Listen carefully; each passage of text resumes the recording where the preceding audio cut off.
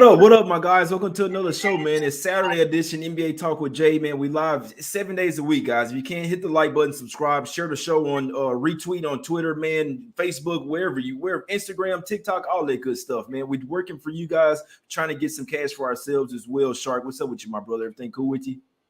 Absolutely. It's nice to be back on here at the 1 o'clock hour. I had posted on Twitter. I was taking a break. Jay got in my head last night. Jay, the life coach, talking to the Shark. He's like, yo, what are we doing here? Let's get back in there. We got 11 games. Let's dominate. I said to myself, are you going to run and hide, bro? And I said, hell fucking no. We're going to get back in there. We got officials today. We got a lot to talk about. Send it Saturday, one day before the Super Bowl. Jay Money, lead the way, and let's go. Yes, sir. One day before the Super Bowl, man, but it's NBA. We're trying to get some cash, man. We pissed off coming off a couple losses, but it's not about yesterday. Win or lose, we're trying to get some cash today, Shark. First game up, man. We're going to the streets of Portland real quick. We got the Knicks versus the Blazers here, right? And I said to him, I only have one thing written down, Shark. This line is all over the Knicks. Their first time being favored in Portland since 2016. That's as far as back I could go. They hadn't even been favored, period. They're coming here 5-point favorites. It's very strong, in my opinion. Obviously, they're coming off a real step-up game versus the Warriors. The Blazers beat the Lakers outright, but the Knicks are starting to show that they hadn't quit. Julius Randle and the guys, they won't have RJ Barrett here, Shark, but we know the Blazers got a ton of guys out. I know it's an early type of game, not your type of spots here, but would you say that the number is all over the Knicks here?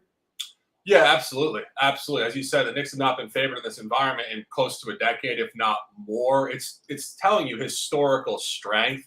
The issue with capping this game, first off, for me, is the matinee element. Of course, I did post on Twitter last week. I've just gotten burned in matinees, and I think the energy is more scattered than not. This is 2 p.m. Pacific, 5 Eastern. Knicks come in here off probably their biggest win of the whole season, 116-114 at Golden State. You get the Trailblazers in a similar high environment. Obviously, that win against the Lakers was documented on both sides, for the Blazers being a big high for this new group, and Lakers, the low of the low. Magic Johnson absolutely blasting them after the game.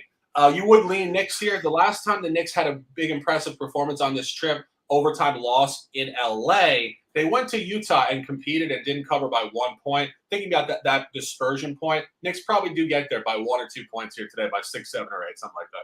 Yeah, I'm with you. Heavy lean to the Knicks for me, guys. This is an early game. I don't think it'll be easy. It is the last game of a road trip from the Knicks, but they've only went 1-3 so far. So I'm pretty sure they're saying, hey, look, let's at least try to end this road trip on a high. And you're coming off a win versus the Warriors. As long as you play like that, they should win this game by double digits, guys. So be interested to see what happens here. But this is one that I would definitely be looking towards the Knicks, Shark. Let's go over to the streets of Charlotte real quick, man. Really good game.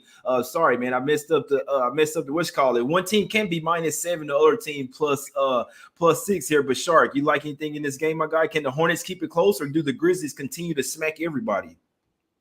This is going to be tough. I think that there's a lot of dispersion points on both sides. Of course, Memphis comes into the game in the back end of a 6-game trip, smoking hot. Excuse me, they did have one home game in between. They did blow out the Clippers at home. But a one-off on the road here, absolutely smoking hot. You get the Hornets on a 3rd and 4 back-to-back off a win, which they finally got off the schneid last night, 141-119. Against the Pistons. Hornets have not been good on the back end of 3rd and 4s. You did get a revenge game here. Charlotte did win 118-108 in Memphis early season. Memphis early season actually clustered home losses against the East. They got blown out by Miami. They got blown out by Charlotte. They got blown out by Atlanta, and they got blown out by Toronto. So far in that sequence, they have revenged Miami on the road with emphasis, and they have covered against Toronto on the road with emphasis. The only contaminating point with this is both of those were as underdogs without Ja Morant in that clustered period where their backups became incredibly efficient against the spread. I do think, looking at last year, if you look at what happened last year, Memphis did hammer them twice, 108-93 early season in Charlotte. Later on, 130-114 in Memphis on a -2. The game this year in which Charlotte won was a 3-point outlier contaminant. Charlotte did win that game by 10 points outright, but they won the 3-point gap by 8. And at that point, Charlotte was top 3 in the league in 3-point percentage. Since then, they have come down to 6th, and Memphis has come up. I think if I leaned this game, I would lean the Grizzlies to continue this upward movement here. Yeah, and I'm glad that you have lean here, guys. I stayed far away from it. It's just the Grizzlies have been red hot. They're a one-way team for me right now. I'm not looking to bet against them. The Hornets did found a new little sense of energy with getting Montrezl Harrell over there. They seemed like they were really happy to have the guy on the team. They are the home dog here, but like you say, back-to-back with travel as well. It's not something I'm super strong on. I could see the Grizzlies continue to smack everybody up. I'm not betting against them anytime soon, but the Hornets offense is an elite type of offense. I always say if they're hitting their threes, they can keep up with any team. If they're missing them, they can get blown out by any team. And they don't play enough defense for me to take them against the Grizzlies, guys. So let's go over here to the streets of New Orleans here, Sharp. We got the Pelicans. Line open up at 4.5. It's up to 6 now. Obviously, it's a back-to-back spot for the Spurs here, Shark. It's a revenge game for the Pelicans here. Catching the Spurs, they had the rest advantage here. What are we thinking in this one? Yeah, we're going official play here. We're trying to get off this mini schneid against the Spurs.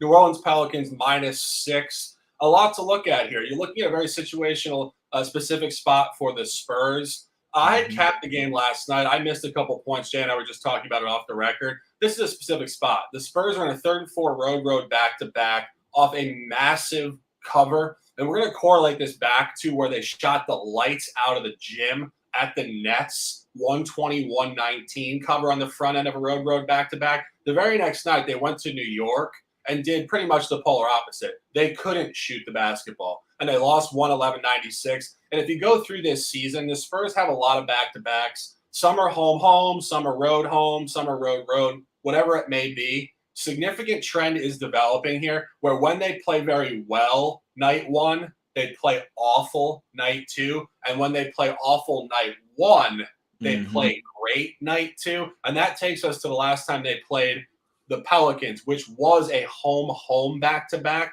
off a blowout loss the previous night to Denver. They did come out and they got them in the fourth quarter late, 112-97. They are 4-0 ATS against the Pelicans last 4, dating back to last season. I think you're looking at an incredibly strong line number here for the Pelicans. Pelicans should get there tonight with emphasis. I think it's going to be like the Knicks game. I think Pelicans win this game by 12 to 15 points. 1 unit official, Pelicans -6. Yeah, Smack City spot, man. And I low-key got a Pelican shirt brewing. I had this shirt on the other day with Cavs versus the Rockets. I've watched it, obviously, but Pelicans here, man. Revenge spot, Shark. They lost 97-112 in San Antonio. Obviously, Spurs laid -2. This line is all over the Pelicans, as it should be, right? With the rest advantage. They've lost 3 straight to the Spurs, lost 7 of 8. So the Spurs have low-key kind of owned them, but now it flips. Now the Pelicans have the more talented team, obviously. Now they're starting to gain their way. The Spurs slide down. I don't necessarily say they're a tanking team because they're only 1 game out of the play-in, but I think the Pelicans really put their foot on their gas here. Obviously, first game, no practice with CJ McCollum, right, Shark? This is the second game. Still some new guys over there, but CJ McCollum should bolster this offense. What do the Spurs do? They can smack up any team that has a bad defense, guys. This is a really great offensive team. They can run the team off the floor. The Pelicans they're a really good defensive team. Devontae Graham, Brandon Ingram stepped up his defense. CJ McCollum's an underrated defender. Herb Jones, guys, put Herb Jones on DeJounte Murray and slow him down. You got these bounce back spot off of Miami lost, Shark. It's a huge step down in competition as well. You're going up against the Heat defense. Now you're going up against the Spurs defense here, kind of sort of like Ole. I think the Pelicans get whatever they want here, man. I'm with you. Pelicans -6, top player of the day. And also, the Spurs haven't won back-to-back games this year, Shark. When they win a game, they lose. They can't put together consecutive good efforts. They, like I say, since December 23rd, 26th is the last time they've won back-to-back games, guys. Let's get some cash. Let's go over here to the streets of Washington, D.C., Shark. I'm looking heavy. I was trying to see if Porzingis is going to play, man. He's not playing out there because I think it could have gave them a little boost of energy, but he's not out there. The Kings still with their boost of energy. Sabonis, Justin Holiday, these guys, the boys out there, Shark. And one more thing, when they go on the East Coast, they fare well here, right? They earlier this year they lost 1-point loss versus Charlotte, 123-124. Still a representative game coming off 4 straight home games. Then they went over there to where they go last to the Milwaukee Shark. Remember, De'Aaron Fox ended up sitting out. They still representative effort. They were up in that game, end up covering the spread by 2. So they can be at the house for 3 or 4 straight games, go on the East Coast and cover. We think they do it again, Shark. You got the hat on. Let them know.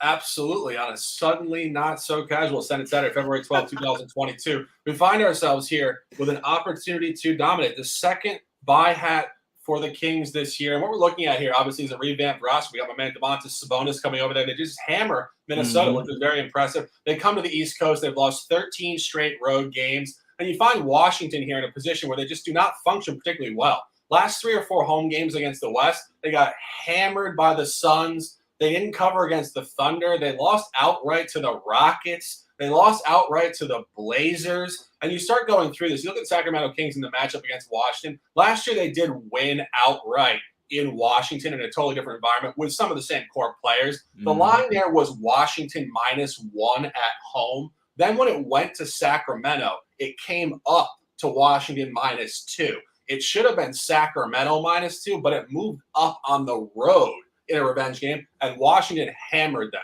Then you come back to this year, the first matchup of this season. It stayed at 2 off a big win, which was short, and Sacramento hammered them. Now they come in here. The line flips from Washington 2 road to Sacramento -1.5 road, which is what we saw last year when it flipped where it shouldn't have, and the road team did hammer them last year in Sacramento. I think Sacramento comes in here and really cleans them up. I think they win this game by 10+. Sacramento -2.5 is where I'm at, 3 now officially. And that is the opportunity to dominate. Let's go.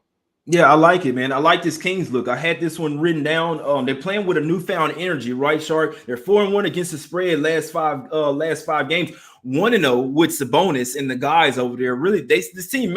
I can't lie to you guys. If this Kings team gets a new coach, I think that this is a playoff caliber team. No lie, I really like the trades they did. Obviously, they got rid of Halliburton, unfortunately, but they got some good players back, in my opinion. I think Sabonis is a centerpiece type of player. Like the Wizards, they don't have a point guard. I'll say it time and time again. And the only point guard they had, Shark, they just trade him away, Aaron Holiday. So they do got Nito, these guys out there, but I think that the Kings, the way they run the gun, they can really run this team off the court here, man. So I like the Kings with my guy Shark. We're going 2-0 today, man. It's simple. Shark, let's go over here to the streets of Philadelphia, right? We got the Cavs versus the 76ers. Real big game here. Now, I know that the Cavs bigs can bang with Joel Embiid, right? He did go off for 42 points last time he faced Jared Allen, but the Cavs are a little bit better team. I want to see if Garland's in there. I must say the Sixers could be looking at this game, right, Sharp? Like the Cavs have a higher standings in the East and really want to come the ball out, but I don't think that the 76ers will turn a quarter until they get Harden and the guys in there. Why? Because they're missing some bodies right now. They're missing a lot of bodies. Embiid is their major matchup advantage, but the Cavs have Mobley and Allen that can counter that. I lean the Cavs here, Shard. It's the only way I could look at this one. Yeah, I agree. We said it yesterday. We thought the Cavs would lay down the Pacers, which, I mean, they did for a period of time before backdooring the Pacers again by 1 point. And, I can't believe this, Shark. I can't believe this shit. Let's be honest. If you bet the Pacers in either of these most recent games, you just want to stop. I mean, it's just disgusting. But that being said, you come in here. The Cavs did actually play very well against the Sixers last year. Of course, different group, mainly led by Colin Sexton. But I think Cavs do compete particularly well in this position. Short line, too. This number should be 7.5 or higher for Philly historically. Comes in at 4.5, getting steamed down. I think, obviously Cleveland has become a public darling. Who thought we would say that going back to early season? I can't tell if that's necessarily a sharp move or a public move. I would lean Cleveland here. I'm a little bit worried. Cleveland on 3rd and 4 back-to-back. I believe Philly's on a back-to-back, but not a 3rd and 4. You got to check me on that. So I think they do have an extra day of rest. It's going to be a tough game. I think this is going to be close, but I would lean the Cavs if I had to. Yeah, I'm with Garland. He's been super close to coming back, man. So this team has, you know what I wanted, Shark? I wanted them to lose by double digits last night. I don't like the fact that they expended a lot of energy to come back and win. Obviously, they're chasing every single win they could get. That's why it could possibly be a flat spot. It's coming in the second half, but I still think that they'll be turned up here, man. Step-up game versus Embiid. They're 4-0 straight up and against the spread last 4. Obviously, Garland, who's huge question mark, but I kind of feel like that's why the spread is coming down. That Garland is really close to them coming back, and then I think that he'll play today. Obviously, this is probably one of the biggest games for them, a benchmark type of game, Shark. So they're 6-1 against the spread last 7 in Philly with much worse Cavs team, you could argue. So this is the best Cavs team they've had in a while. If they get Garland in there, I don't have to, but I like the Cavs in this spot. If they get Garland in there, their starting point guard with LeVert and the size to bang with Embiid, I'll be putting someone Cavs plus the points in this one, guys. Watch for that Garland injury. Let's go over here to the streets of Toronto real quick, Shark. Nuggets versus the Raptors. Raptors red hot coming off their road trip. Do you think they can keep it going? This is going to be a tough spot. Of course, we've talked about this now numerous times. Denver on the road, first quarter, first half at the East, is one of the best bet trends in the entire season. They only haven't covered one first half, which I actually did have correctly. It was the game at Brooklyn in a back-to-back. That's my fear here, actually. They are on a back-to-back. Of course, they did come out well last night. They do what they always do against the East. They come out, they cover the first quarter, the first half, and they melt down the stretch. And we talk about sharp lines in the NBA. That was another push. Boston 108, 102, and a -6. I think you're looking at a sharp figure here, -3.5. Of course, you go back to last year. Denver did get them in the most recent matchup, 121 to 111 on a Denver -5.5, 6. This is a huge line gap. But, Jay, we talk about this all the time. In terms of line functionality, sometimes it moves to a very strong average, but a sharp average, which is what you don't want to be gambling on. Toronto comes in here on a dub-8. They come off a road trip. They're 0-3 first quarter coming off a road trip. Last 3. Those are all a bit qualifier-ish. One was a 3rd and 4 back-to-back against Miami. One was the first home game against the Jazz, the game the Jazz sat everybody and had like a G League roster going. And one other spot that I can't recall off the top of my head that had a qualifier nature to it that was not a motivated spot against the West. I would lean Nuggets first quarter here if I had to. I think Nuggets just always come out in the first quarter regardless of the situation. I think the Raptors are the side for the game, but I do think it's going to be sharp at 3.5. Yeah, I'm with. That's a tough game for me. It's one of the toughest back-to-backs in my opinion. Is going into Toronto or coming out of Toronto. Our extensive process getting in and out of there, so they possibly got to bed late. Raptors the only way I could look. I'm staying off the game. The Nuggets are a playoff caliber team. They fought last night with the Celtics. Staying off this one. Let's go over here to the streets of Chicago here, Shark. Obviously they took my money last night. Credit to them. It was a close game, but they had too much in the end. Timberwolves not playing defense right now. It happens, man. So I still think it was a good call, but now Zach LaVine playing through a lot of pain last night, Shark. I'm reading up. He has this pretty sore back. He's listed as questionable. I'm just saying, guys, if you like the Bulls, maybe want to wait. I don't think that Zach LaVine will play in this game. Javonte Green also questionable. They're already down a ton of guys. Do I want to bet the Thunder? No, but it's the only way I could look here. The Bulls just don't play strong enough defense for me to lay double digits with them, Shark. Yeah, I think there's a lot going on here. You get both teams on 3rd and 4 back-to-backs. We talk about this all the time. In a 3rd and 4 back-to-back situation, teams have to reserve energy somewhere. The Bulls appeared to reserve it in the first half last night, and then, of course, they really showed up in the fourth quarter.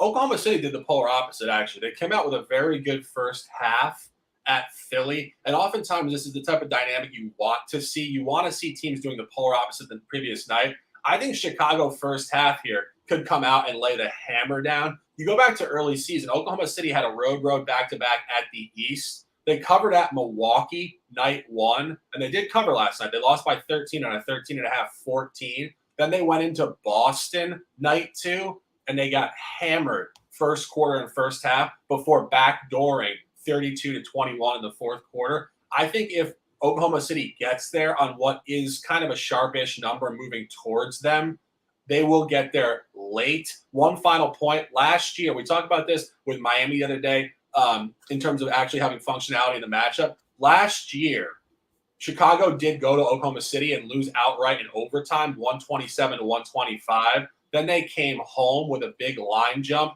2-7, and hammered them, 123-102. And that came mostly in the first half as well. Now you get the same type of environment this year, 111-110, super tight in Oklahoma City and a big line jump to Chicago. It's suggesting a Chicago blowout. I think it'll come in the first half. My best look in this game is Chicago first half by a mile.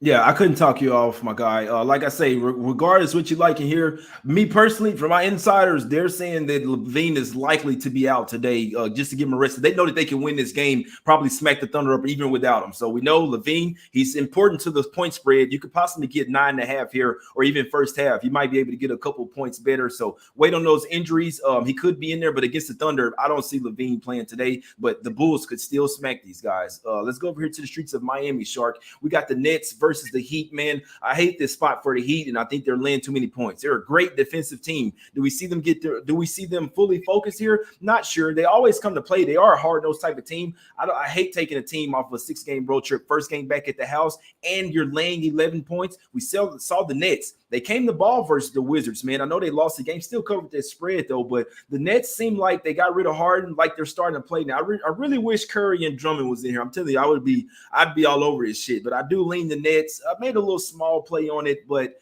not enough to give official, but I do like the Nets in this game, Shark. It's more buy on the Nets, and it's a fate of the Heat here. They'll come in here and win this game by 5 or 6 points. Yeah, I mean, this is just getting to a point with Brooklyn. They have to win a game at some point. You know, people talk about streaks and not. I mean, this is one of the most outrageous streaks we've seen all year. And I don't care if Kevin Durant's out of the lineup. I don't care if it's James Harden, creating chaos and then moving on to Philly. This is just purely outrageous for a team with this type of talent to lose 10 professional basketball games in a row. This number is inflated for a reason because of recent history. As you said, now you're getting to a point where if you're going to take the other side of a Brooklyn game, I think you're late to the party. I think it's going to start going the other way. And if I had a free play, I would take the points here. I'm not playing it officially, though. Yeah, no, I'm with. That's a damn good point, Shark. Everybody knows about the fade train. That's why you see the Washington Wizards seem like that laying 3 points against them, and you see the Nets with a representative game. They really came back and tried to win that game. I wouldn't be a bit surprised to see the Nets show out here. I'm talking about like literally fuck around and win this game. I'm not going to be surprised. Nets plus 11 is too many points, guys. It's too many points for the Heat to be laying on the first game back at the house of a 6-game road trip. I believe they have a big game up on deck as well. I didn't have it written down, but I think they have the Celtics, somebody like that on deck. But Nets, only way I could look here, Shark. Let's go up here to the streets of Dallas real quick. The Mavs in a revenge spot versus the Clippers. Like I say, the Clippers in a revenge spot versus the Mavs. I don't like taking the team that just lost, especially in the same arena. But the Mavs, we hate the Clippers, and they likely won't have Norman Powell this time around with a turf toe. No lean for me here, Shark. You like anything here? No. I mean, if you look at the previous game, if we really just look at this numerically, the previous game was -6.5, and Dallas won the game by 7 points. So we're talking about Vegas odds makers having an absolute grip on this environment, and they didn't really move the line. It's basically the same exact figure. Of course, you go back to early season, the teams did split 2 games in crypto.com. And this is the same environment. Back-to-back games here, American Airlines Center in Dallas. Jay knows this place very well. And this is just something that's symptomatic of NBA basketball. It's not necessarily Clippers, Mavs. It's just straight up hard to beat a team 2 times in a row with margin and emphasis in the regular season. The playoffs are slightly different, obviously, in a very all-or-nothing one-off environment. This is just another game for the Mavericks. If I had to take a side here, I'd take the Clippers, just the revenge element to keep it tighter and show up with a better effort here.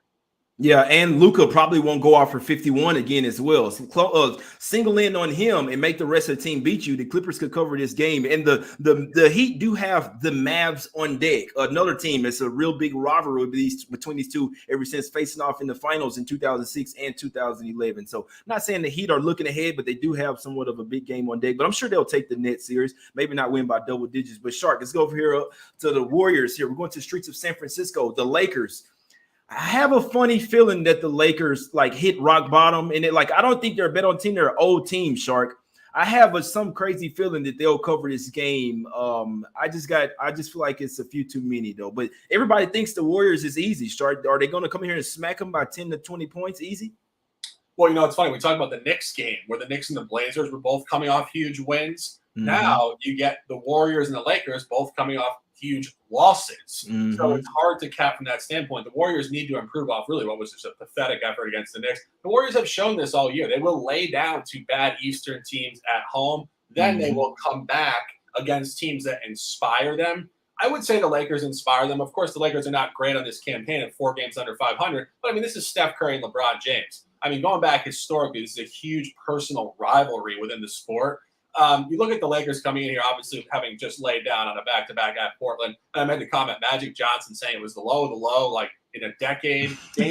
James Worthy was on the broadcast out in LA. He's a local guy in the booth.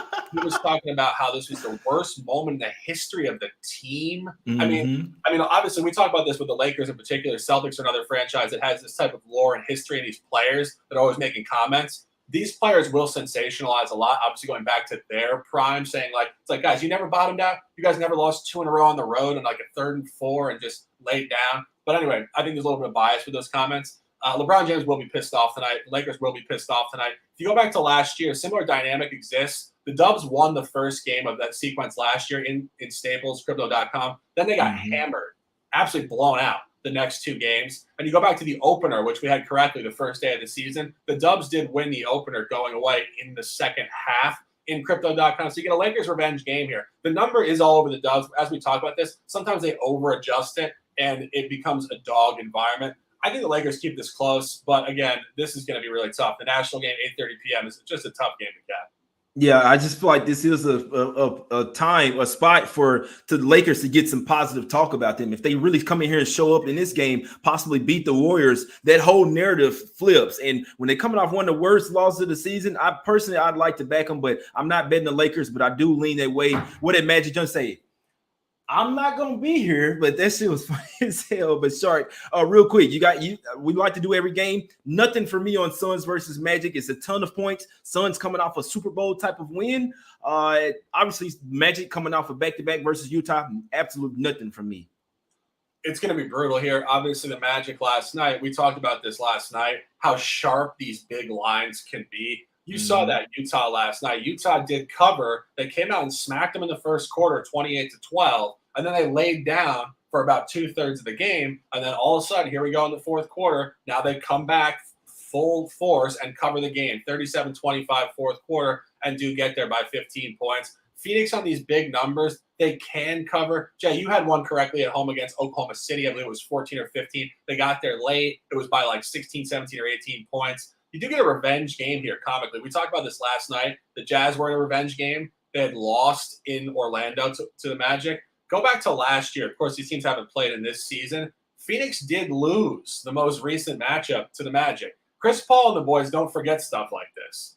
And you get a funky back-to-back. Again, if you're taking a free play, lay it with Phoenix, but don't expect it to be a blowout. This probably be 17, 18, or 19 points.